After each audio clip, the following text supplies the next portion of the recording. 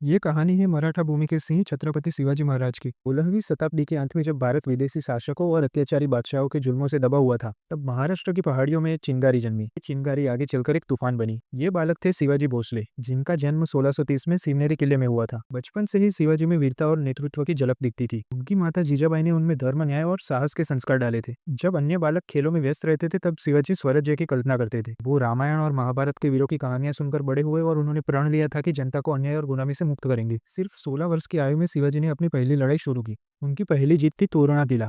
उनके पास ना ही बड़ी सेना थी और ना ही धन, लेकिन उनके पास था अदम्य साहस और अद्भुत रणनीति। उन्होंने गुरिल्ला युद्ध की नीति अपनाई और पहाड़ों जंगलों का सहारा लेकर एक एक कर कई किले जीते, जैसे कि सिंहगढ़, पुरंदर, राजगढ़ और प्रतापगढ़। साल 1959 में उनकी सबसे प्रसिद्ध विजय हुई। बीजापुर सुल्तान ने अपने सेनापति अफजल खान को शिवाजी को हराने भेजा। अफजल खान चालाक और क्रूर था, लेकिन शिवाजी उससे कहीं आगे निकले। मुलाकात के समय अफजल खान ने उन पर छुप के वार करने की कोशिश की, परंतु शिवाजी ने अपने कवच और वाघनख की मदद से उसको वहीं मार गिराया और यहाँ से मराठा साम्राज्य की दिशा बदलना शुरू हुई। जैसे जैसे शिवाजी की शक्ति बढ़ी, वैसे वैसे उनके दुश्मन भी बड़े हुए।